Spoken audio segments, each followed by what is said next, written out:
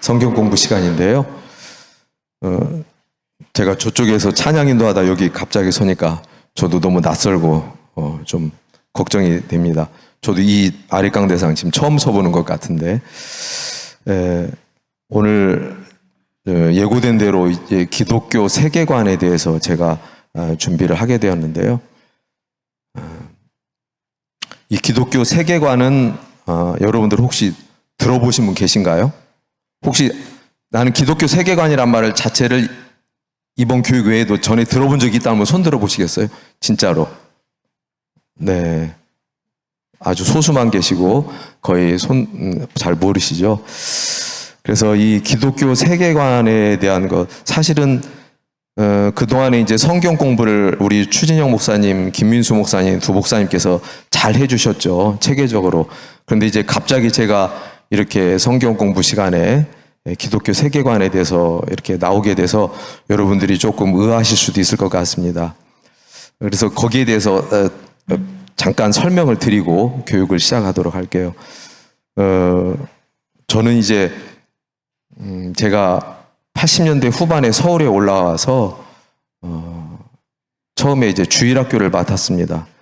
그때 우리 교회 주일학교가 100명이 넘었어요. 그래서 제가 앞에서 찬양 인도하면 정말 찬송이 교회 천장을 뚫고 올라갈 것처럼 정말 그런 시대가 있었죠. 그리고 그 다음에 제가 이제 중고등부 교사를 또 맡았었고요.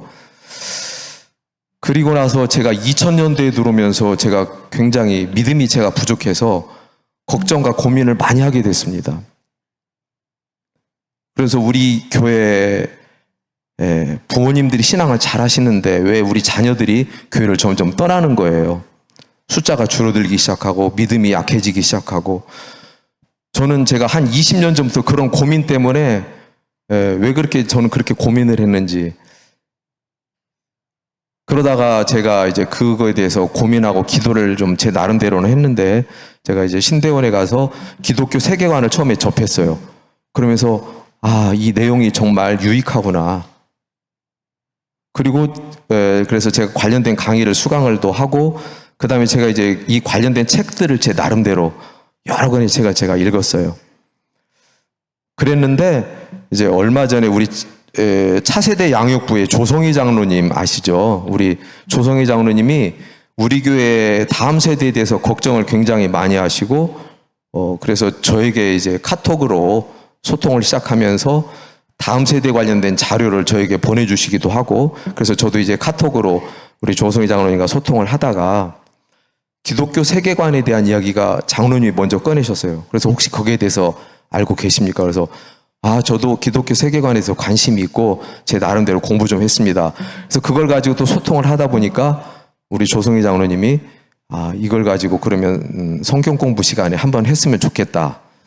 그래서 저하고 의기투합이 됐고, 그래서 사역자님들하고 모여서 회의를 해서 이제 저보고 한번 해보라고 그래서 제가 처음에는 한 2주 정도 생각하면 될 것 같았어요. 그런데 그래서 이제 담임 목사님께 최종 승인을 받고 제가 2주 정도 하면 될 거라고 생각을 하고 자료를 준비했는데, 제가 욕심이 너무 많았습니다. 자료를 준비하다 보니까 2주가 아니라 한 달 갖고도 모자랄 것 같은 거예요. 근데 사실 이 기독교 세계관이라고 하는 것이 성경 전체, 뒤에서 나오겠지만 성경 전체를 다루는 이야기고, 우리 사회 역사부터 시작해서 정치, 경제, 사회문화 모든 분야에 다 망라되는 이야기고, 그리고 우리 부모님들이 어떻게 자녀들을 교육하는지에 대해서 나오는 거기 때문에 제가 준비를 하다 보니까 아마 여러분들 지금 자료 받으셨죠? 아니 도대체 임경재는 이 많은 자료를 우리에게 다 보라는 거야? 이걸 다 교육 시간에 하겠다는 거야? 힘들어 죽겠는데. 그래서 제가 조금 안심을 시켜드리기 위해서 저에게 주어진 시간은 2주인데 또 시간이 짧아요. 그래서 다 하지는 않을 겁니다. 그래서 저는 선택과 집중해서 필요한 부분만, 핵심적인 것만 가르쳐드리고 나머지는 이 자료를 여러분들이 집에 가서 읽어보시면 좋고요. 어려우시면 그냥 안 읽어보셔도 됩니다. 근데 이 자료는 제가 나름대로 정말 고심하면서 몇 주에 걸쳐서 논문 쓰듯이 준비하면서 만들었고, 또 PPT도 어제 밤까지도 늦게까지도 우리 딸아이하고 만들고 고치고 수정하고 해서 좀 제 나름대로 심혈을 기울였는데 많이 부족합니다. 그래도 여러분들께 잘 읽어주시면 좋겠고, 잠깐 기도하고 교육을 시작하도록 하겠습니다. 잠깐 기도하시겠습니다. 살아계신 하나님, 감사합니다. 너무나 부족하고 허물 많은 죄인이 이 시간에 앞에 섰습니다. 저희들이 무엇을 안다고 하나님 할 수 있겠습니까? 하나님께서 긍휼을 베풀어 주시고 이 시간에 성령께서 찾아와 주셔서 하나님 우리의 마음과 생각을 지켜주시고 이 둔한 입술을 주관하셔서 하나님의 선하시고 온전하신 뜻만 이루어지는 귀한 시간 될 수 있도록 함께하여 주시옵소서. 예수님 이름으로 기도합니다. 자, 화면 좀 띄워주시겠습니까? 제가 일부러 지금 이 마이크를 들고 섰어요. 왜냐하면 여기 앞에 있는 거를 포인트를 좀 찍으면서 한번 해볼까 하고 하는 거니까 좀 제가 비켜서 보도록 하겠습니다.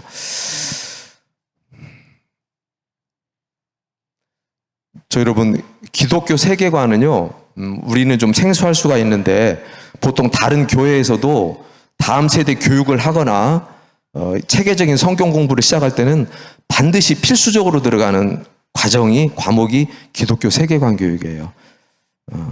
저는 그래서 고심을 하다가 이렇게 지금 4가지 단락으로 나눴습니다. 기독교 세계관이란 무엇인가를 말씀드리고, 그 다음에 성경적인 기독교 세계관의 내용, 세계 렌즈, 창조, 타락, 구속에 대해서.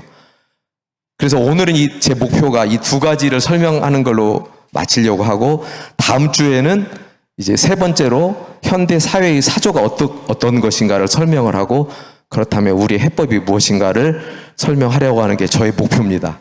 그런데 시간의 한계 때문에 다는 못할 것 같다는 생각이 드는데, 또 이게 내용이 조금 어려울 수도 있어요. 지루할 수도 있고. 그래서 제가 고심을 하다가 좀 쉽게 피부에 와닿게 하려고 제 나름대로 준비를 했지만, 여러분들께서 부족한 부분이 있으면 양해해 주시고, 또 제가 건너뛰는 부분이 있을 수도 있어요. 그럴 때 여러분들께서 잘 이해가 안 되거나 더 보충 설명이 필요하다고 생각되시면 손 들고 질문하셔도 되고, 아니면 저에게 개인적으로 카톡으로 연락을 주시면 제가 다음 시간에 또 말씀을 드리도록 하겠습니다.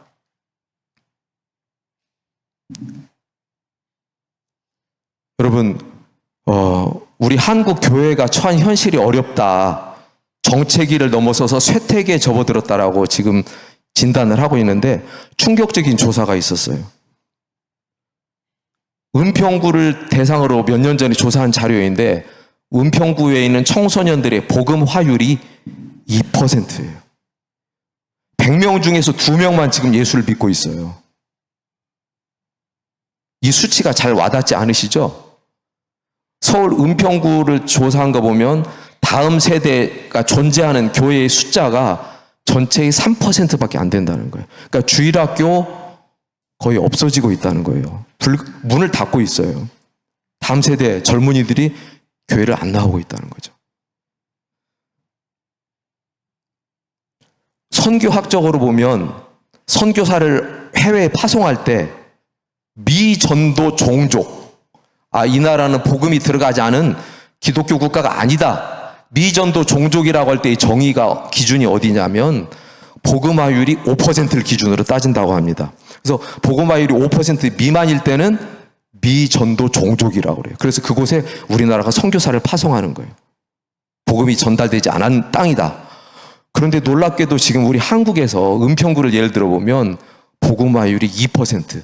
이것은 무슨 얘기냐면 미전도 종족에 해당된다는 얘기예요. 우리 한국 사회가. 충격적이죠. 여러분들 이 유인물 받으셨죠?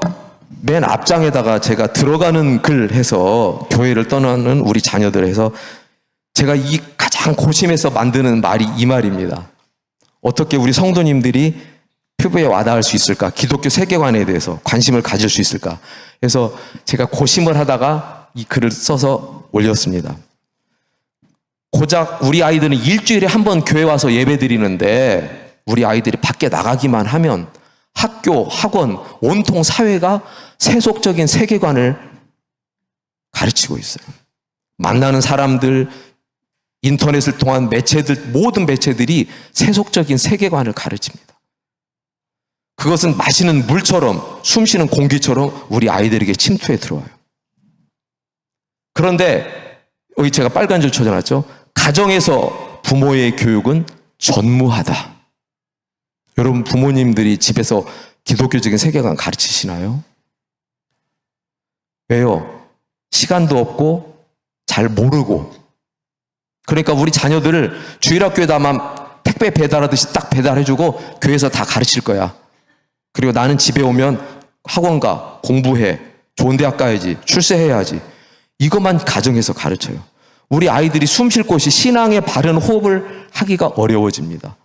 밖에 나가서 보고 듣는 것들은 전부 그런 것들이고 일주일에 한 번 딸랑 교회 나와서 말씀 듣는 건 1시간인데. 그래서 우리 아이들은 점점 신앙이 약해지고 영적으로 병들게 되고 예배 시간에는 의무적으로 왔다가 나중에는 서서히 교회를 떠나게 됩니다. 마침내 하나님을 떠나고 부모의 통제를 떠나는 거예요. 그래서 오늘 제가 파란 글씨로 밑에가 잘리네요. 이 두 가지가 핵심입니다. 지금 우리 자녀들은 어디로 가고 있는가? 여러분, 지금 우리 자녀들은 어디로 가고 있는가? 두 번째, 지금 우리는 무엇을 어떻게 해야 하는가? 이 두 가지만 여러분들이 새겨지면 저는 성공했다고 생각을 합니다. 여기에 많은 지식들이 들어가 있는데 물론 지식을 아는 것도 중요해요.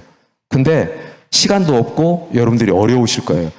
그러나 여러분들이 이 두 가지만 제가 들어가는 글로 강조했던 이 두 가지 사실만 여러분들이 깊이 새겨둔다면 저는 성공했다고 생각을 합니다.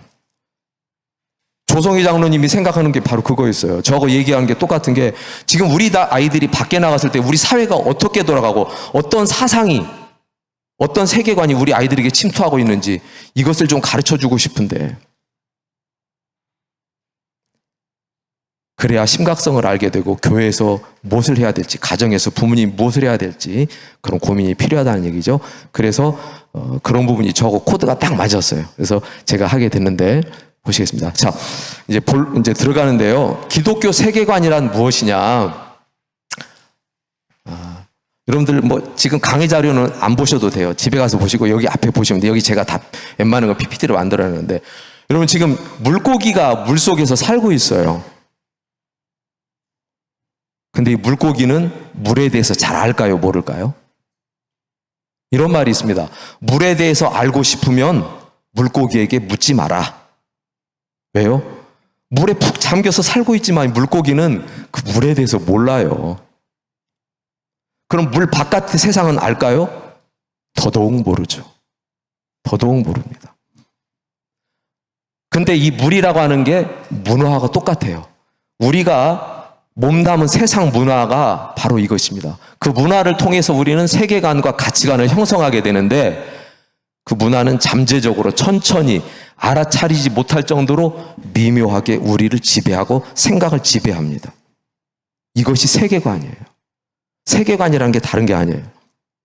이 냄비 속에 끓는 물에 있는 개구리는요, 처음부터 뜨거우면 뛰쳐나갑니다. 아, 뜨거워. 근데 처음에는 따뜻하게 한 상태라 놔두면 좋아하겠죠.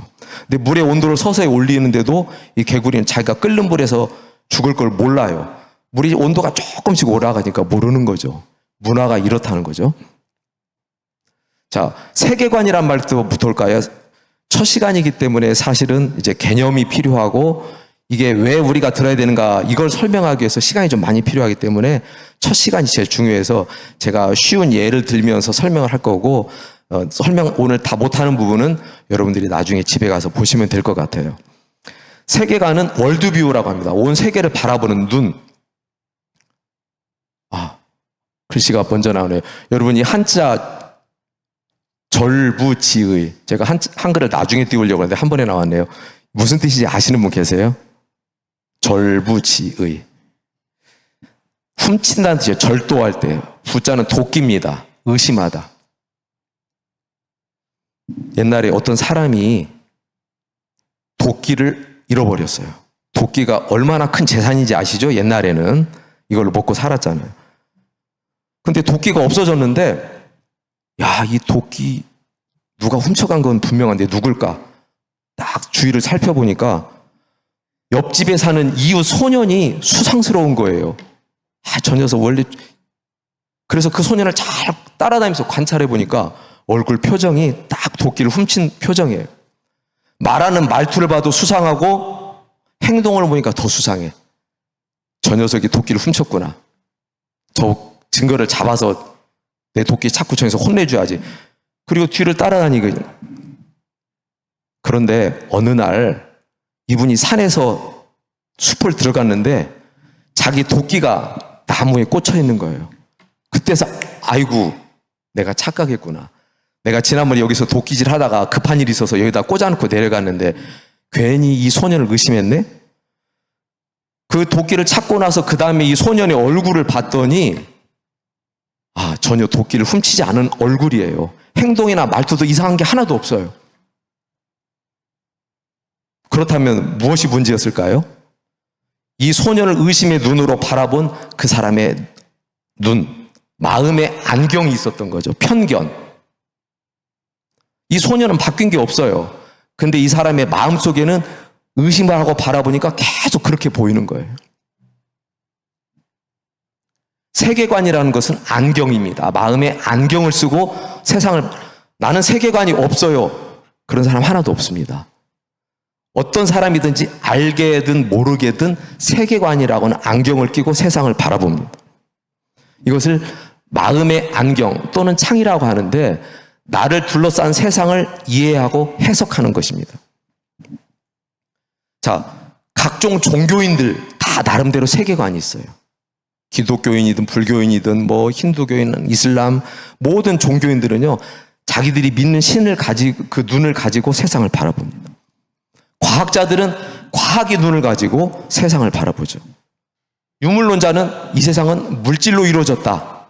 뒤에 가서 나중에 나오겠지만 진화론자는 이 세상의 모든 것은 진화된 것이지 누가 만든 게 아니다. 그런 눈으로 세상을 바라보죠. 기독교인은 우리는 하나님을 믿으면서 하나님의 관점으로 바라봅니다. 책, 영화, 음악, 드라마, CF, 세상에 나가면 모든 매체들이요 뭐가 있습니까? 그 작가의 세계관이 들어가 있어요. 그래서 우리가 드라마를 보잖아요. 알게 모르게 그 드라마 작가의 세계관을 우리가 받아들이게 돼요. 영화를 통해서. 가요를 듣잖아요. 요즘 가요들 내용 여러분들 잘 모르시죠? 워낙 빠르니까 근데 그 내용을 보면 진짜 저급하고 음란하고 문란한 내용들이 너무너무 많아요. 영화를 봐도. 근데 우리 자녀들은 그걸 보고 잘하는데 우리들은 잘 몰라요.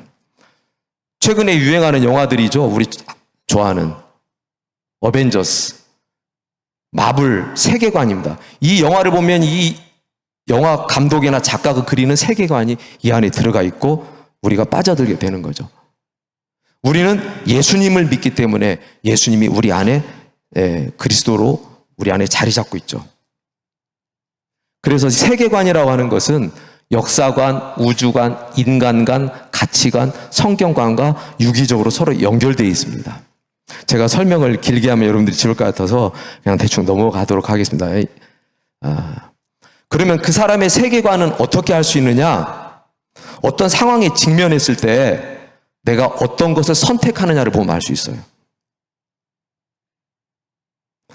우리가 하나는 포기를 하고 하나는 선택을 해야 되는데 그 사람은 어떤 것을 결정적일 때 어떤 것을 선택하느냐, 어떤 것을 포기하느냐를 따라서 그 사람의 세계관을 알 수 있습니다.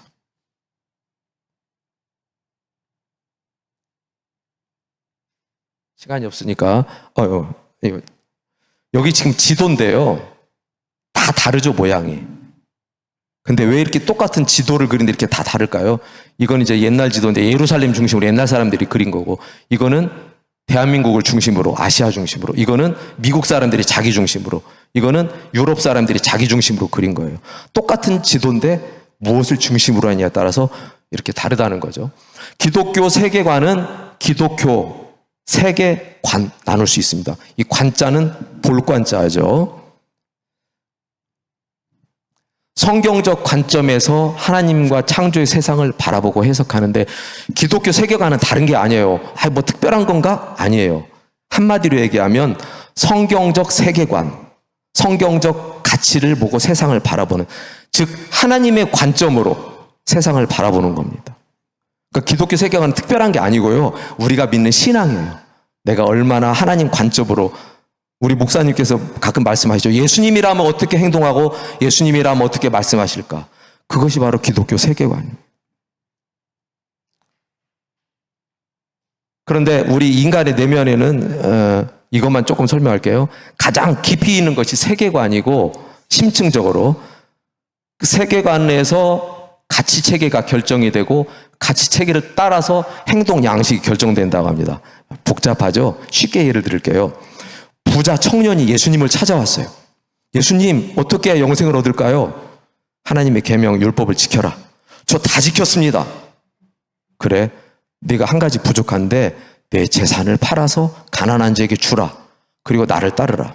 그때 이 청년은 그 재산이 많은 거로 근심하면서 예수님을 떠나갑니다. 왜요? 왜 그럴까요? 모든 율법을 다 지켰어요. 행동의 변화가 있었다는 겁니다. 행동의 변화가 있어요. 근데 그 마음속에는 세계관이 기독교적인 세계관이 아니라 물질주의적인 세계관이 깊이 자리 잡고 있는 거예요. 그러니까 결정적일 때 물질이냐 하나님이야 선택하라 할 때 떠나가 버리는 거예요.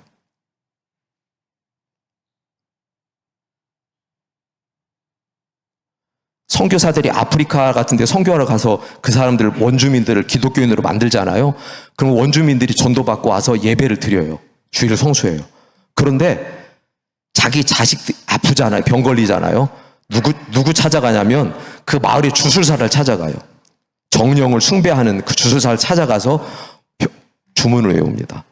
행동은 변했는데 뭐가 안 변했다는 거죠? 그 마음속의 세계관은 여전히 기독교적인 세계관이 없다는 거예요. 예수 믿는다는 것은 세계관의 변화를 가져오는 것입니다. 사도 바울은 어떤 사람이죠? 유대 신학에 정통하고 헬라 철학에 능통한 사람이에요. 그 당대에 유행했던 에피쿠로스 학파들, 스토아 학파들과 쟁쟁한 사람들과 토론을 나눌 만큼 박학다식한 사람이었고 그 당대 최고의 랍비였던 가말리엘 문화생이 있던 사람이에요. 그 사람이 십자가 외에는 다 버렸다고 그랬어요. 알기를 원치 않아. 세계관이 바뀐 거예요. 이 세계관이 바뀌는 것은 사람의 지혜로운 말로 되는 게 아니라 성령님의 나타나심과 능력으로 되는 것입니다. 세계관은.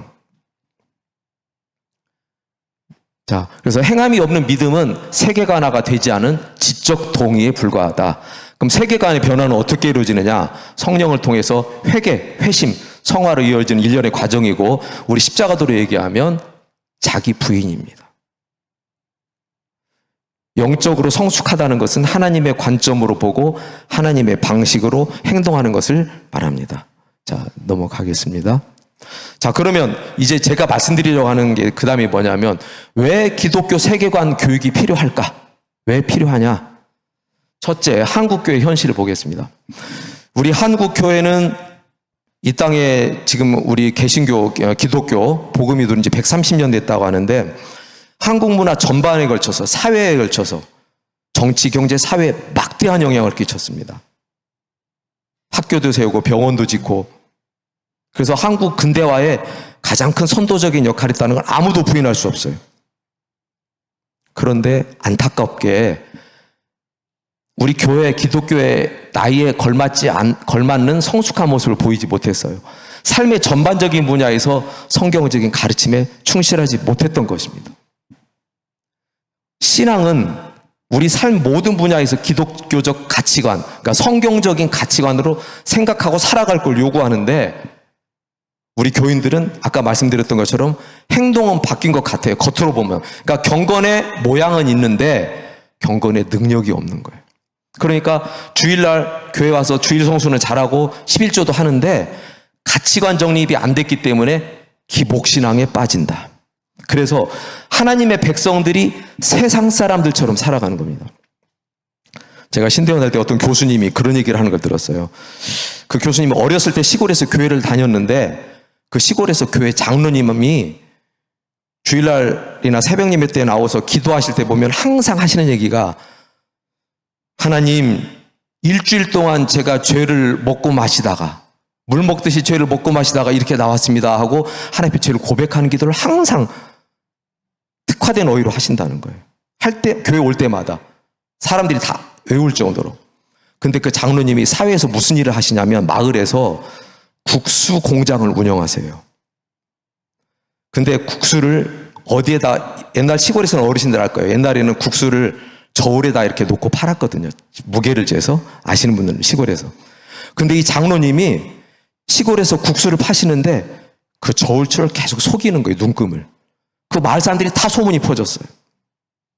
그런데 그렇게 해서 취한 부당한 이득을 교회 와서 11조를 내는 겁니다. 나는 잘하고 있어. 하나님이 기뻐하실 거야. 그러면서 항상 기도로 하나님 일주일 동안 죄를 먹고 마시다가 이렇게 왔습니다. 이게 바로 저의 모습이고 우리의 모습이 아닐까 생각해 봐야 돼요. 세상에서는 세상 사람들처럼 살아요. 그리고 교회만 오면 하나님의 백성인 것처럼. 왜 그럴까요? 기독교적인 세계관이 갖춰지지 않은 것이거든. 자, 기독교 세계관 교육이 왜 필요한가? 두 번째로 교회를 떠나는 청소년들. 여러분, 제가 다시 강조하지만 어렸을 때 아까 우리가 주일학교 어린이들 영상에서 찬양하고 기도하고 말씀드리고 얼마나 예뻐요. 여러분, 손자 손녀들, 우리 자녀들 너무너무 예쁘죠. 그때는요, 우리 아이들 신앙 잘할 것 같아요. 정말 예쁘고 소중하고 야, 신앙 잘할 것 같은데 그렇게 예쁘게 자라던 아이들이 중학교 가면 변해요. 다 경험하셨죠? 말이 없어집니다. 집 방으로 들어가고 부모님하고 대화를 안 하려고 그래요. 반항적이 돼요. 교회 가라 그러면 억지로 가고 아침에 깨워도 잘 안 일어나고 아, 얘가 주일학교 때는 안 그랬는데 왜 그러지? 부모님들이 저한테 그런 얘기를 저도 많이 들었어요. 그러다 대학교 정도 가잖아요. 점점 교회를 안 나옵니다. 품 안의 자식인 거예요. 기독교 세계관을 우리 가정에서 부모님들이 심어주지 못한 거예요. 오늘 목사님 말씀처럼 가르쳐서 지키게 해야 되는데 우리는 자녀들 교회에다 맡겨놓으면 나는 할 일 다 했다. 일주일에 한 번 예배드리면 끝났다. 이게 문제인 거죠. 자, 일주일이면 168시간인데 1대 167. 일주일에 주일학교 1시간 보내놓고 나머지 167시간은 가정에서 있어요. 그런데 우리는 교회에 한 번 보냈으니까 내 할 일 끝났어. 그래서 우리 아이들은요, 기독교적인 세계관은 일주일에 1시간 듣지만 밖에 나가서 167시간을 쪄들어서 살아요. 그러면 우리 아이들은 세속적인 세계관을 가지고 누구를 쳐다보냐면 교회를 쳐다봅니다. 그 세계관을 가지고 우리 부모님들을 쳐다봐요. 우리 부모님들 꼰대야. 우리하고는 세대 차이나. 아유, 밖에 세상이 어떤 세상인데 아직도 그 고리타분한 성경 보고 이런 사고방식이 무의식적으로 침투해 들어가는 거예요. 그래서 세대 차이가 나고 대화가 단절되고 우리 아이들이 너무 바빠요. 교회 오면 빨리 학원 가야 돼요. 그리고 세상은 재미있는 게 너무나 많습니다.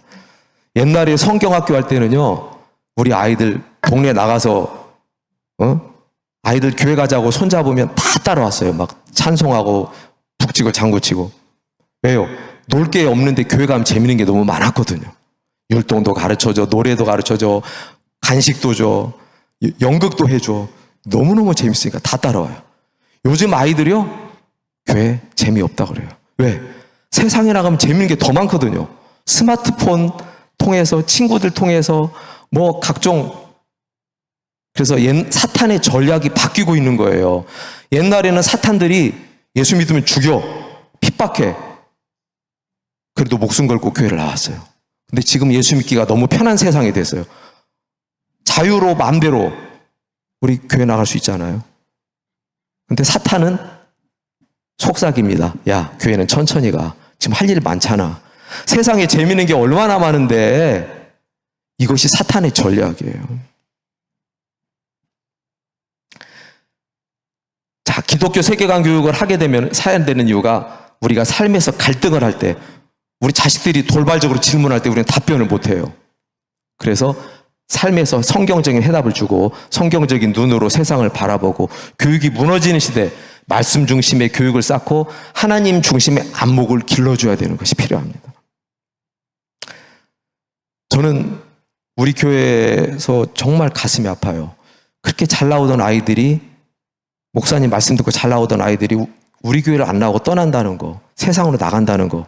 한 영혼이 천하보다 더 귀하다고 예수님이 말씀하시는데 우리는 우리 자녀들을 놓치고 있다. 저는 이거에 대해서 우리가 정말 안타깝고 고민하고 그래서 기도해야 되고 이것만 여러분들이 깊이 심어진다면 저는 이 기독교 세계관 교육은 성공했다라고 저는 생각을 합니다. 벌써 시간이 30분이 넘었네요. 그래서 이제 제가 좀 마무리를 해야 될 것 같은데, 일단 세계관이라는 것은 영적인 싸움입니다. 단순한 어떤 이론적인 학문적인 세계관이 아니라 밖에 나갔을 때 세계관 충돌이 일어나고 영적인 싸움이 벌어지는데, 그 배후에는 누가 있냐면 에베소서 6장에 있는 것처럼 통치자들, 권세들, 어둠의 세상 주관자들, 하늘에 있는 악의 영들이 그 배후에 있는 거예요. 영적인 싸움입니다.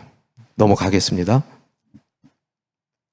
영적인 싸움의 본질은 하나님의 영광에 걸린 싸움이고, 자, 이게 중요해요. 5번에 너희는 먹든지 마시든지 무엇을 하든지 다 하나님의 영광을 위해서 하라. 우리는 교회 안에서만 하나님의 영광이 있다고 생각을 해요. 하나님은 온 우주 만물을 창조하신 하나님이고 온 세계를 지배하신 하나님이에요. 그래서 우리의 삶은 교회를 떠나 밖에 나가서도 마찬가지가 되어야 돼요. 모든 사회 영역, 교회 안에서뿐만 아니라 교회 울타리 밖에 모든 정치, 경제, 사회부나 모든 영역에서 하나님의 영광을 드러내는 것. 이것이 가장 중요합니다.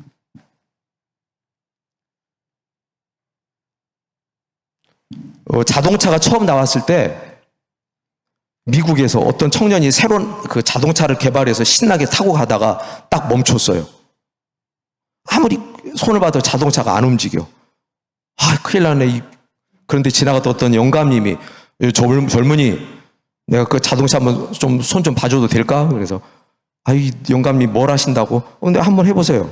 근데 그 영감님이 이렇게 가서니 멀리 이렇게 몇 번 만지니까 시동이 부르릉 걸리는 거예요. 그 영감님이 누군지 아세요?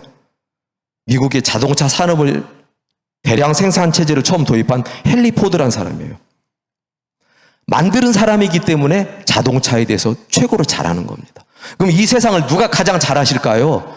이 세상을 창조하신 하나님이 가장 잘하시는 거예요.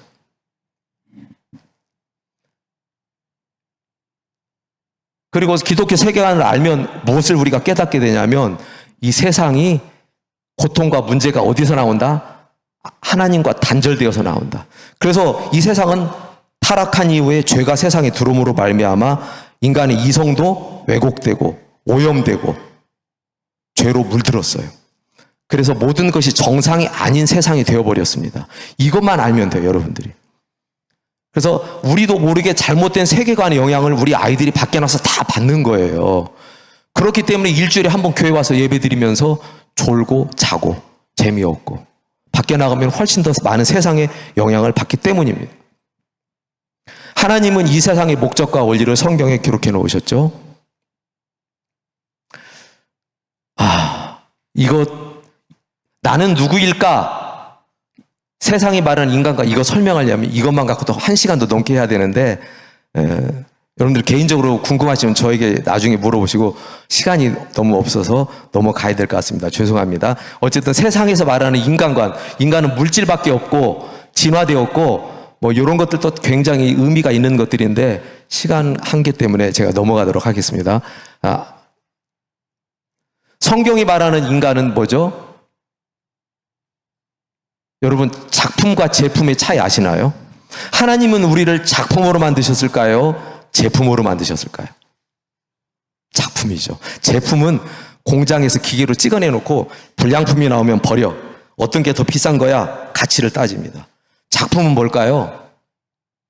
하나님께서 여러분 어떤 작가가 작품을 전시해 놓은 데 가보면 작품들이 수십 개 있어요. 야, 이게 좋은 거야? 저게 좋은 거야? 따질까요? 작품 하나하나마다 그 작가의 정성과 사랑이 깃들어 있는 거기 때문에 다 의미가 있고 소중한 거예요. 하나님은 우리를 그렇게 창조하셨다는 거죠. 내가 인간을 창조하고 심히 기뻤다. 하나님의 형상으로 지음받았다는 것이 여러분 꼭 기억하세요. 우리는 하나님의 형상으로 지음받은 존재입니다. 왜 하나님의 형상으로 만들었을까요? 이 아름다운 우주를 창조하시고 동물들이나 식물들은요, 이 아름다움을 보고도 감탄할 줄 몰라요. 근데 우리 인간은 하나님 만드신 우주 너무 아름답습니다. 너무 좋습니다. 하나님은요, 인간과 교제하고 교통하기를 원하세요. 그래서 하나님 형상으로 만드신 거예요. 내가 만드는 세계를 보고 우리 인간들이 기뻐하는구나. 나도 흐뭇하고 너희들 마음껏 누려. 그 대신에 나의 은혜는 잊지 마라.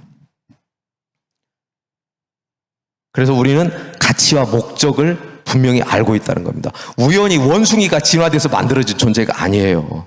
세상은 그렇게 가르쳐요. 우리 인간은 아무것도 아니야. 죽으면 끝이야. 그런가요? 우리는 하나님이 특별히 사랑을 담아서 만드는 존재입니다. 우리는 하나님의 작품입니다. 그래서 내가 못났든지 잘났든지 우리 자녀가 부족하다 하더라도 다른 아이들하고 비교하시면 안 돼요. 너는 너만의 특별한 사랑이 하나님이 있어. 너는 소중한 존재야. 나에게만은 가장 소중한 아들이다, 딸이다. 우리가 이것을 자녀들에게 심어줘야 돼요. 너는 왜 이렇게 공부 못하냐? 너는 다른 집 자식만큼 왜 이렇게 못하니? 이것은요, 자녀를 제품으로 비교하는 거예요. 작품이 아니라. 이거 꼭 기억하시기 바랍니다. 자, 세상에는 왜 이렇게 불의가 많을까? 하나님께서 선한 형상 만드시고 심히 기뻐하셨다. 그래서 이 우주 만물이 완벽하게 하나님의 작품으로 만들으셨는데 그렇게 선하게 만드신 이 세계가 왜 이렇게 타락하고 더러워졌죠? 그것을 성경에서 알려줍니다. 뉴스 보면 너무 끔찍한 사건들 많죠. 이것을 우리는 기독교적인 세계관 관점에서 성경을 바라보면 이해가 되는 거예요. 인간의 죄송합니다. 요거 한 가지만 제가 설명을 하고 이제 해야 될 것 같은데 왜 하나님께서 선악과를 주셨는가? 저는 집에서도 우리 아이들한테 그런 질문을 받고 밖에서도 그런 질문을 많이 받아요. 여러분들도 그런 질문 많이 받으시죠? 야, 하나님이 에덴 동산에서 왜 선악과를 만드신 거야 도대체? 안 만들었으면 인간들이 이렇게 고생 안 해도 되잖아. 하나님이 뭐 함정 파놓고 나서 인간을 빠뜨리신 거야? 아니면 선악과를 만드셨으면 그걸 못 따먹게 강권적으로 성령으로 사로잡아서 못 따먹게 하시면 되잖아. 이런 질문 많이 하시죠. 그래서 제가 예로 드는 얘기가 있어요. 여러분 부모님이 어린 자녀에게 사탕을 한 봉지를 줬어요. 아들아, 너 사탕 다 먹어. 그 다음에 부모님이 말씀하세요. 근데 이 사탕 아빠가 너 준 거니까 아빠 하나만 줄래? 그러면 이 어린 아이가 사탕을 딱 꺼내서 아빠를 줄 수도 있고 싫어, 나 다 먹을 거야. 욕심낼 수도 있어요. 이건 누구 의지죠? 어린 아들의 자유의지입니다. 그런데 이 아버지가 에이, 이 녀석이 나 사탕 안 줄 수도 있으니까 안 되겠다. 그래갖고 현대 과학을 이용해서 이 아이 머릿속에다가 컴퓨터 칩을 딱 심어요. 너 무조건 아빠가 원한다고 하면 사탕을 주게 해요. 프로그램을 입력해가지고 로봇처럼 만들어요. 그래갖고 사탕 줘. 그럼 아들이 탁 줘. 아, 기분 좋다. 그런 부모 있을까요? 아빠 하나 드세요. 그냥 지가 의지로 줄 때 이 아빠가 흐뭇한 거예요. 그잖아요. 이해되시죠? 하나님께서 선악과 안 만들어도 되고 못 따먹게 로봇을 만들어도 되지만 하나님은요 우리를 존중하셔요. 우리 인간에게 자유의지를 주시고 네가 선택해라. 나 사랑하지? 금지한다는 것은요 관계를 맺는다는 거예요. 결혼하면 부부들이 서약을 하죠. 하나님께서 우리에게 선악과를 주신 것은요 너하고 나하고 서로 사랑하는 관계를 맺자. 그럼 부부가 되면은 어떻게 하죠? 서로 정조를 지켜야 되죠. 금지한다는 것은요 관계를 맺겠다는 거예요. 너와 나하고 사랑과의 관계로 들어가자. 그럼 부부 사이에도 정절에 지킬 의무가 있는 거예요. 하나님은 우리를 그렇게 언약을 맺는다는 것은 사랑하신다는 거예요. 동등하게 보신다는 거예요. 그만큼 대우해 주신다는 거예요. 그리고 관계를 맺자. 이게 하나님의 사랑입니다. 그런데 하나님께서는 절대로 먹으면 안 돼. 죽으리라. 근데 하와는 죽을까 하노라. 그랬더니 뱀은 뭐라고 하죠? 결코 죽지 않아. 이게 사탄의. 그래서 하나님의 말씀을 막 흔들어 놓습니다. 근데 그 말씀을 들어보니까 세계관이 흔들리는 거예요. 흔들려요. 아, 흔들리는구나. 이 세상 흔들리기 시작하면서 창이 깨지면서 그 깨진 창으로 모든 악과 죄가 물밀듯이 들어와 이 세상을 점령해버립니다. 하나님의 말씀으로 흔들림이 없어야 되는데 이 세계관이 흔들리면서 이 세상에 악이 들어오는 거죠. 그래서 오늘날 인간들은 하나님의 부재의 시대를 살아가고 하나님을 부정하고 상실하고 망각하는 시대를 살아갑니다. 그러나 하나님은 항상 살아계시고 주권적으로 역사하시고 온 우주에 충만하신 하나님이십니다. 정의는 과연 다시 살아날 수 있는가? 하나님의 프로젝트, 제가 이름을 그렇게 지어봤어요. 하나님께서는 만물을 새롭게 회복하시기 위해서 예수 그리스도를 이 땅에 보내셔서 하나님이 친히 인간이 되어 시간과 공간을 뚫고 우리 세계로 들어오셨어요. 놀라운 기적이고 놀라운 기독교 핵심 진리입니다. 그래서 그의 십자가의 죽으심과 부활로 우리 관계를 회복시키고 하나님의 통치와 질서를 회복하시기 위해서 하나님의 장대한 프로젝트라고 저는 말씀드리고요. 우리의 사명은 하나님 나라를 기뻐하고 교회뿐만 아니라 모든 사회에 확장하는 것. 근데 우리는 물고기처럼 되면 안 됩니다. 왜요? 물고기는 아무것도 모르고 그냥 물만 먹고 살잖아요, 그 안에서. 우리가 숨쉬는 공기, 우리가 살아가는 문화 분별해야 됩니다. 우리 자녀들에게 가르쳐줘야 돼요. 지키게 해야 돼요. 우리 부모님들이 아셔야 돼요. 기도해야 됩니다. 그래서 그 바깥에 있는 관점, 이게 핵심입니다. 우리의 삶과 문화의 모든 이슈를 성경적 세계관의 렌즈로 바라보자.